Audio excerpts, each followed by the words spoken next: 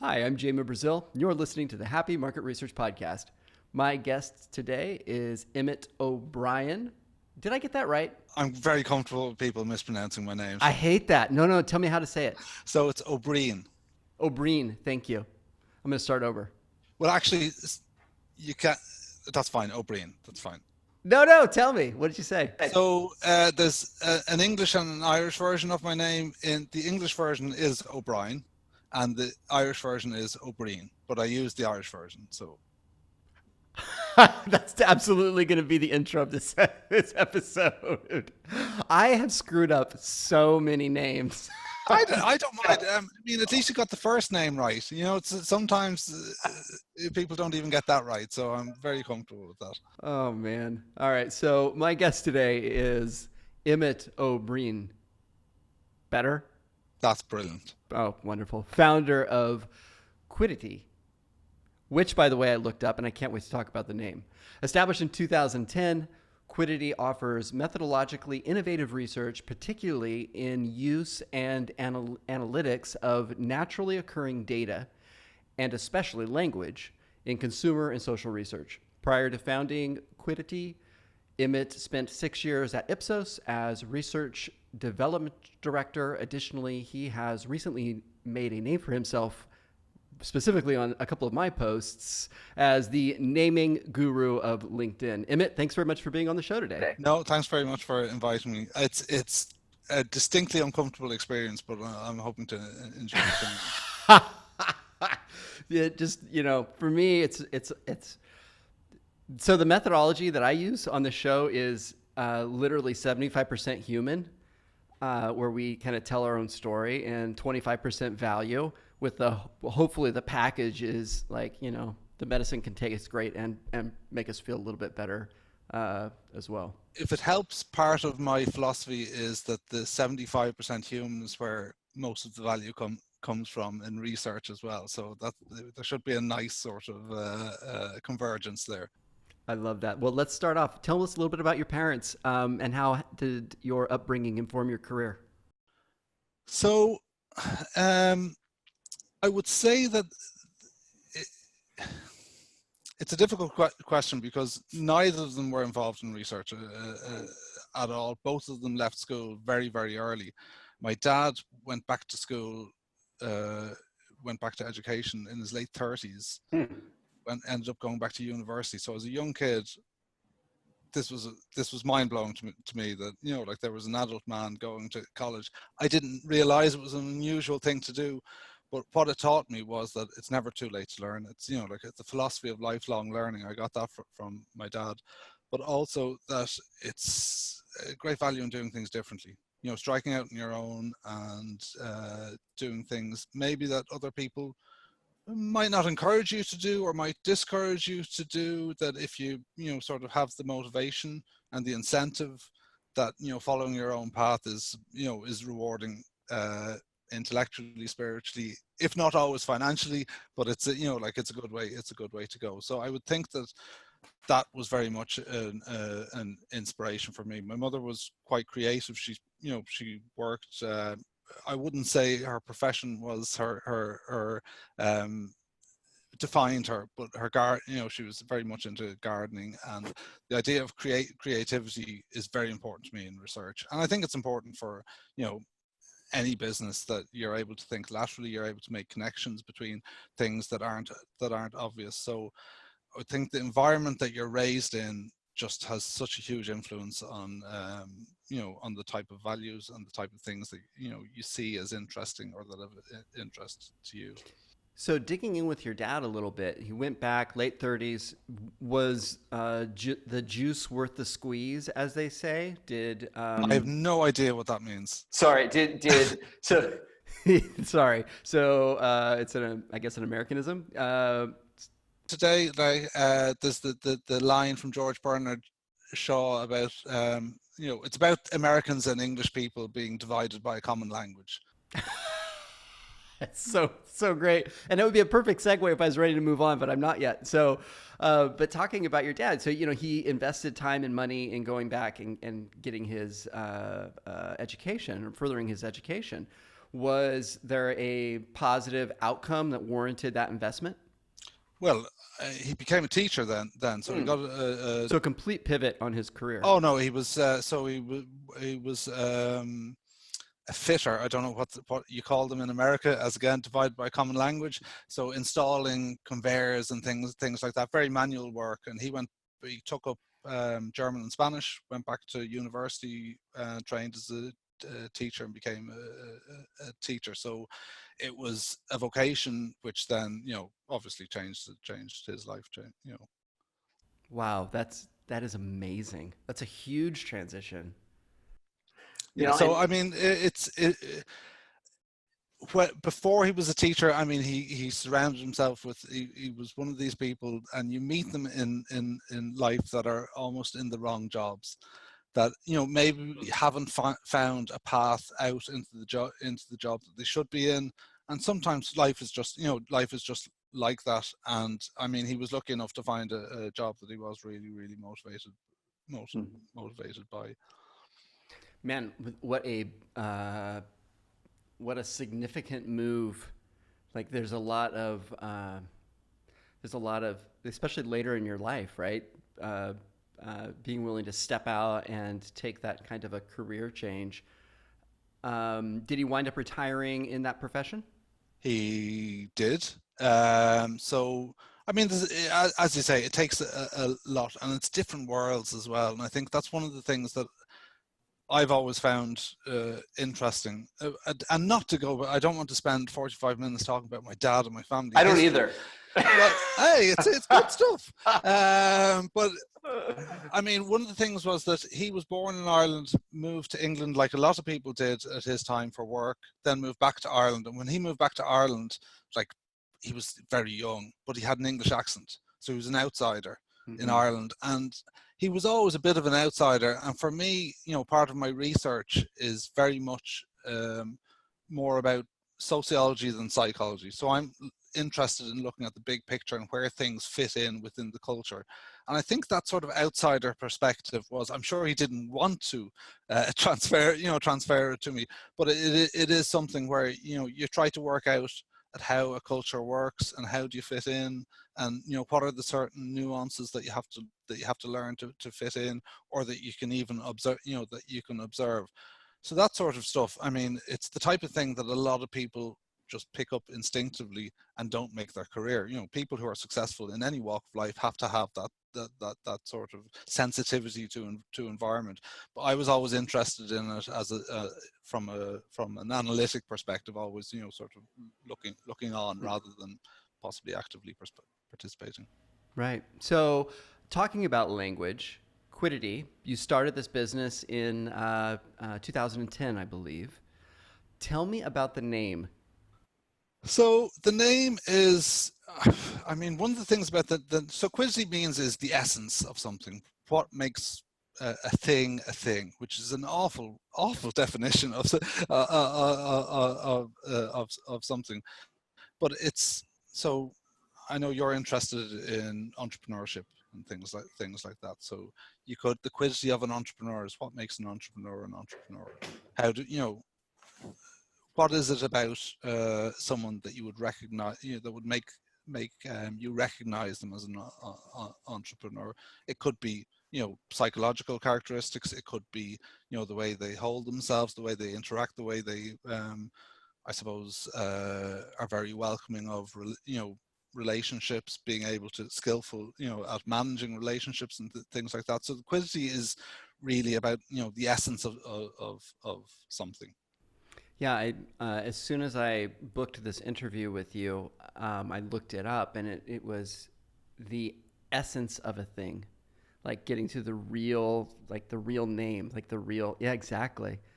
And it kind of, for me, it was, I got to be honest, I didn't know what the word meant, being an American. And to be honest, most people, and it's actually a talking point for most people when, I either introduce myself or they get in contact with me. And I mean, for the first few years, it was, I don't know if you're, and I won't judge you if you aren't, but if you're familiar with Harry Potter. Of course. So in Harry Potter, Quidditch, the sport that they play, everyone thought that, people would just go, Quidditch, is that the Harry Potter? Quidditch, is that the Harry Potter thing? So people thought I was, it was some sort of, I Wizard. founded a business to make a Harry Potter reference, which, I mean, I Right. like Harry Potter, but that wasn't my motivation. That wasn't the intent. No, I mean, so the reason I think it's so relevant for our industry, because our industry is bent on human understanding and discovery. When you kind of pull back, language is the thing that embedded in language is culture and connectivity, right? With it's our lens by which we understand and process the world and really define it. And if you look across different languages, I learned this very early in my career. My very first project that was done in America, Europe, and Japan, and the Japanese translation, I thought that was like the hardest thing for me to get done, because every time I would have a translation company do, and these are local people in Japan, do the translation, the client would read the translation and say, no, this is wrong. And so the point being that there was a lot of ambiguity around the way that you should ask that question in context of what the intent was, and also the person that was kind of going through it. So I started doing a lot of research actually on language at that particular point. Not that I'm a linguist or expert on the subject, but it has, as I've gotten older, become really apparent to me that languages that is a tool by which obviously we communicate, but then ultimately understand and process and fit into the world. So Quiddity, you came up with the name because you felt like it was specifically addressing what or communicating what to the marketplace. What was the signal with that name? So I like the idea of detailed description. So one of the things that I think that market research often does is it examines or studies things from the point of view of, say, the client or the corporation or the organization that's trying to understand it, which gives a particular perspective. And it sort of emphasizes I suppose, the corporate priorities or the client priorities, which is absolutely fine. But there's another perspective, which is the perspective of, I suppose, sort of a more human-centered, but also trying to understand a phenomenon within the broader culture. So there's two moves. The first move is, putting the client perspective to the rear and putting the customer perspective ahead of it. But then there's a second move, which is then putting that customer perspective within a broader context. And I think that helps you get at the essence of something. So it's just, like it's taking research seriously, and it's trying to promote a perspective that I think is perhaps not used as much within market research. That's really interesting. Can you give us a specific project? Obviously, you probably can't name the client or details of an outcome, but like an example of how it's played out. Yeah. So I mean, it's not incredibly well, I'll say it's not incredibly unusual. It is unusual because it's such a small perspective of, say, the overall market research industry, but it's aligned with broader sort of cultural approaches like semiotics and ethnography. The approach I use is discourse analysis, which is based on language. So what I'm trying to do is I'm trying to study and investigate cultural phenomenon. So they're the things that are shared by people, rather than looking at the things that are like emotions or needs or motivations that are the properties of individuals. I'm looking at phenomenon that exist within the broader culture. An example of that might be one of the things that I do a lot for advertising companies is at early stages of creative development, or when they're working out a brand proposition, they might have a particular idea that they want to see what sort of conversations are happening within the broader culture. So, as I said, I have a preference for naturally occurring data, and that just means that data that isn't provoked by research, that isn't necessarily provoked by research. So one of the things that might be would be online conversations. So an example would be a car manufacturer. We're interested in looking at proposition around electric vehicles, and the proposition they'd hit on was the car of tomorrow. The car of tomorrow. Yeah, I might be misremembering this. It could have been the car of the future, but it was the car of tomorrow. And they wanted me to look at and see what sort of cultural groups or what sort of cultural discourses that resonated with. And there were three sort of areas where that idea resonated or didn't resonate. One was among very environmentally friendly people who didn't drive a lot. Basically, they saw electric vehicles as the car of tomorrow because they saw moving towards, a society which was less reliant on the automobile, so it was more environmentally friendly. So the car of tomorrow actually meant a future that there were fewer cars. There was another group of people that were early adopters. Now they liked electric vehicles because they were, a new thing, and they were a new technology, but not a new. They didn't. They weren't particularly motivated by the idea that it was new motor technology. They just liked any new technology. So they were also early adopters with computers, early adopters with, home heating systems, early adopters with anything. Again, the idea of the car of tomorrow, it wasn't the car the motivating factor. It was the fact that it resonated with some of the sort of the culture of early adopters. But within people who are looking to buy a new car, the car of tomorrow actually had a negative connotation. So one of the discourses around electric vehicles is that the technology is still immature, still not quite mature, for long drives. It's not robust enough.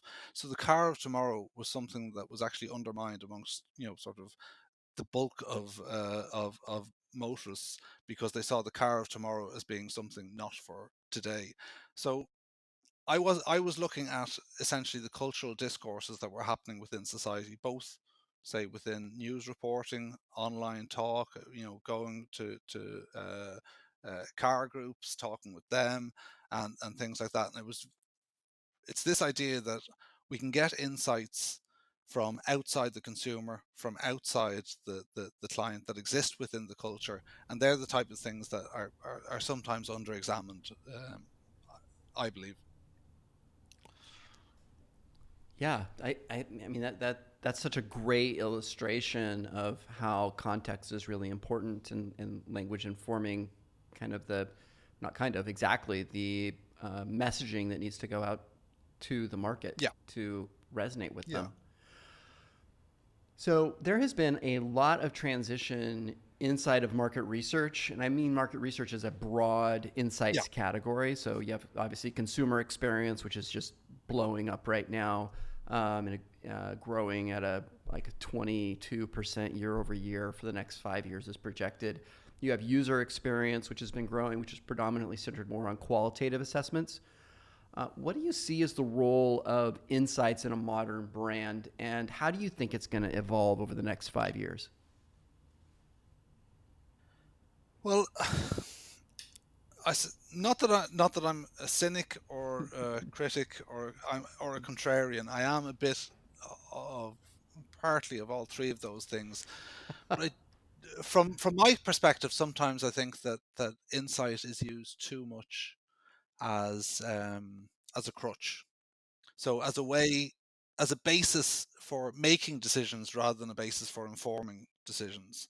And I think in the past, I mean, it's a phenomenon that's accelerated in the past 10 years, I'd say, in that there's very much a managerial orientation towards insights. So they're used essentially to make internal decisions a lot of the time. And when I mean make decisions, I don't mean someone gets these insights and goes, oh, let's see what we can make of this. Let's get another bit of evidence.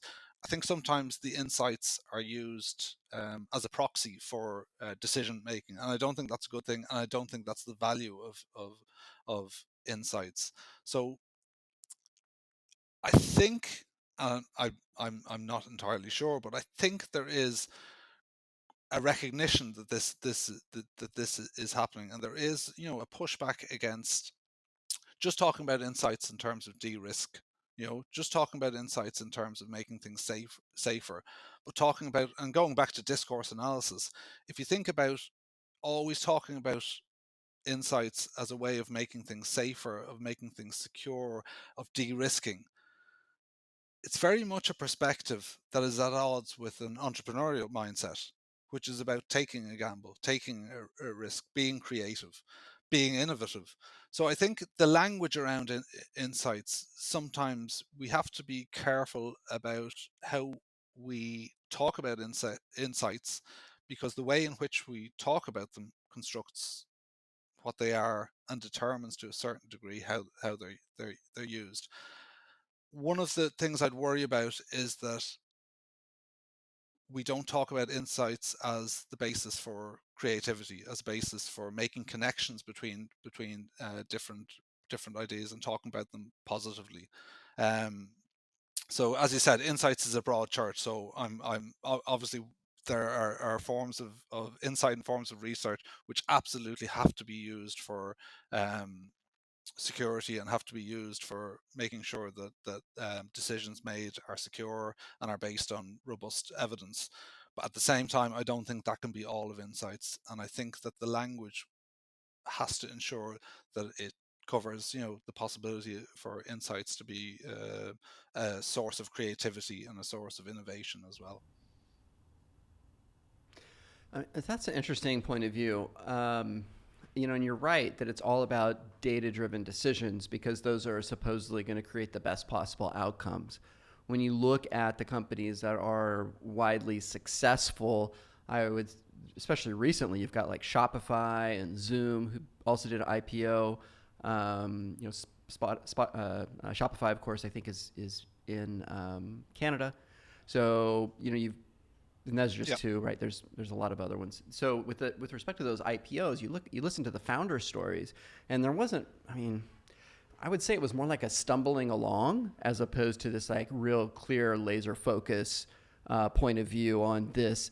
Well, I will do this. This Yeah. is the input, and Yeah. this will be the output. And I think, that's essentially how I would see.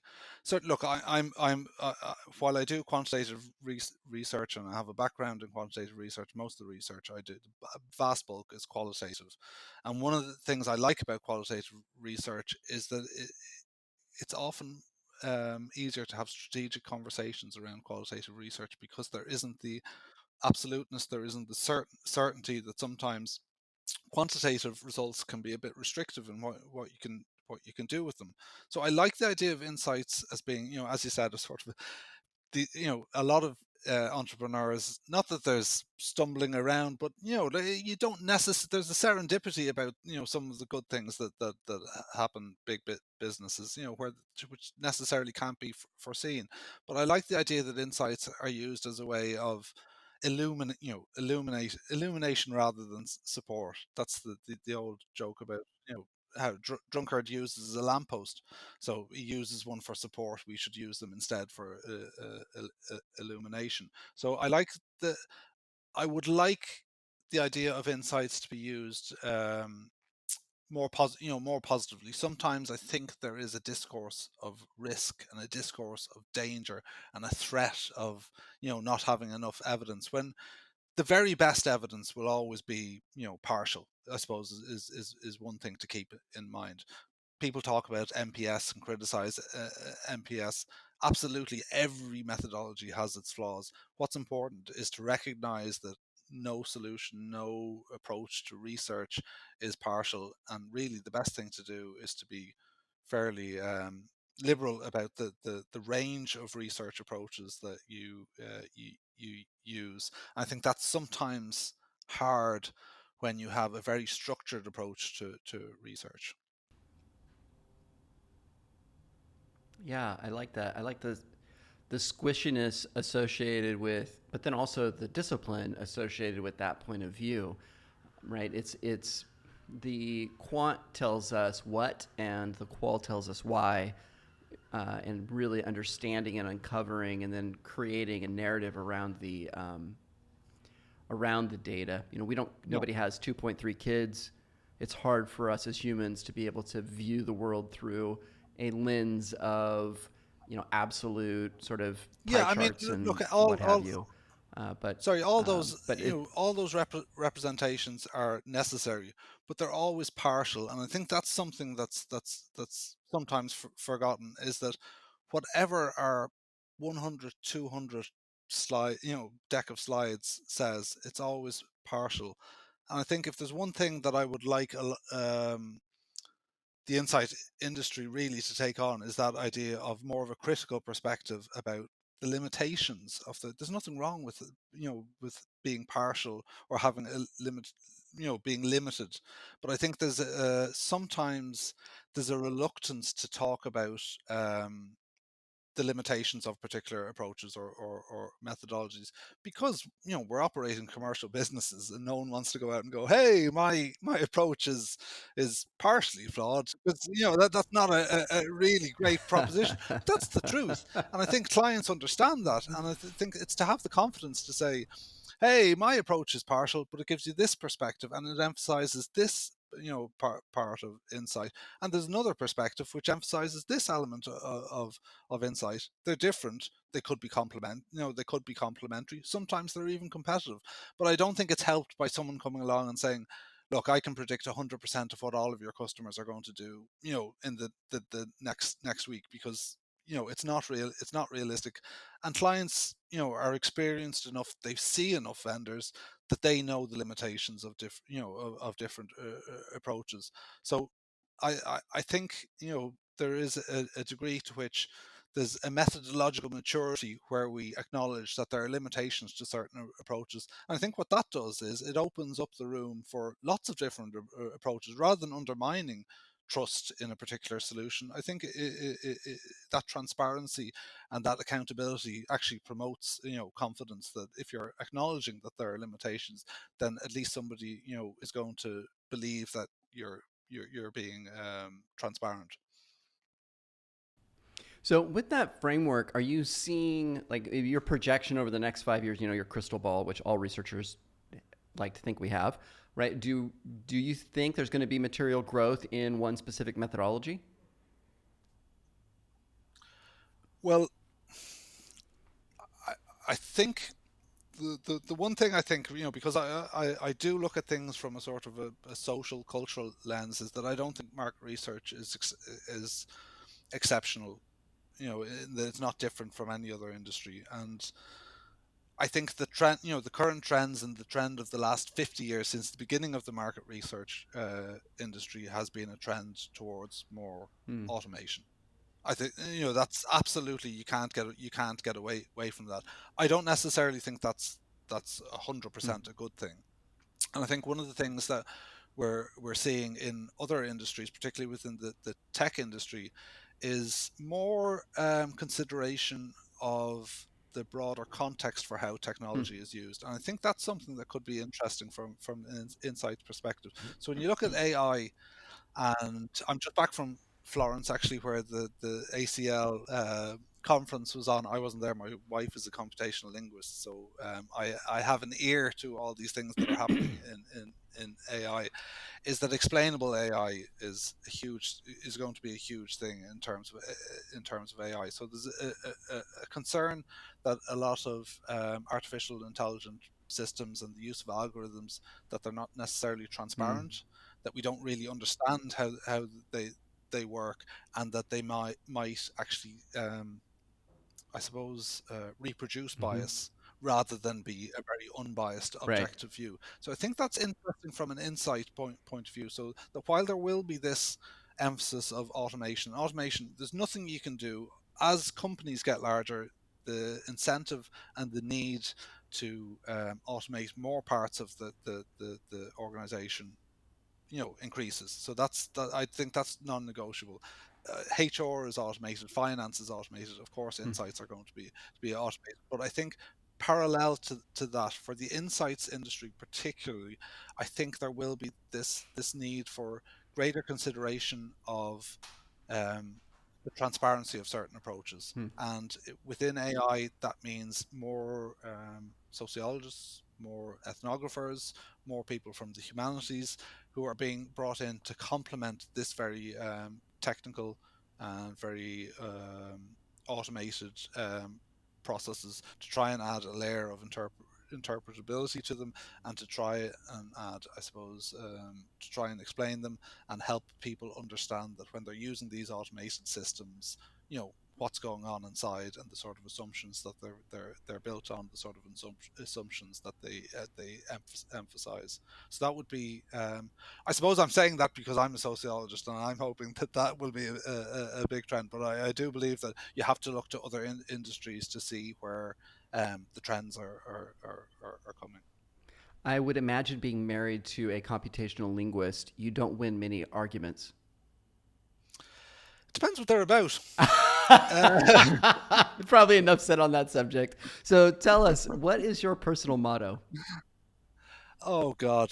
I honestly, sorry, I did see that question. I don't know. I have, you know what? I really, I'm, I'm not a complicated person, but I am a complicating person. So I tend to ask more questions than give answers. So I couldn't ever have a single, oh, sorry. In the, what's my motto? No, I don't have a motto. I was going to say something about I was going to say something about in the presence of data. So I even though we've had this great conversation, just shooting the breeze, I do like having a piece of data to discuss things while we're just discussing them. So that's what I like about insights. One of the things that brought me to market research was when you're having an argument and you have a big piece of data and you're using that as as maybe a starting point for a discussion, or what do we make of this, what does this say? So like discuss, I do like discussing things in the presence of data, but that's certainly not a motto that would be put on my tombstone, I don't think. You know what? Data creates this like super My worst moment is happy hour, like the social things that happen at events. Yeah. That is like, all I want to do is not go to that. Yes. But I love sitting down and talking about business problems, or like you said, data or something like that tangible. It creates a security. No, that is my I mean, I'm very frustrating as a colleague, because I only really feel comfortable I like talking about work. Like I'm interested in it. So yeah. I like talking about work, and as you say, there's a certain security. But actually, you find that a lot of people who are really interested in what they're doing like talking about work as well. My guest today has been Emmet Briain? Yes. No, damn it. I'll have to screwed it up again. Founder of Quiddity. Thank you, Emmet, very much for joining me on the Happy Market Research Podcast. Thank you very much, Jim.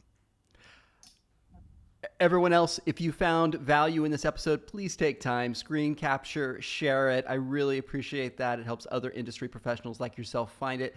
Emmet, it has been a joy. I will, of course, include your contact information in the show notes, but just in case people don't click there, how would somebody get in contact with you? LinkedIn. Or email emmet@quiddity.ie. And of course, email is probably a really good way to do that, but that information will be on the website and in the show notes. Have a great rest of your day, everybody. And Emmet, again, thanks. Thanks, Briain.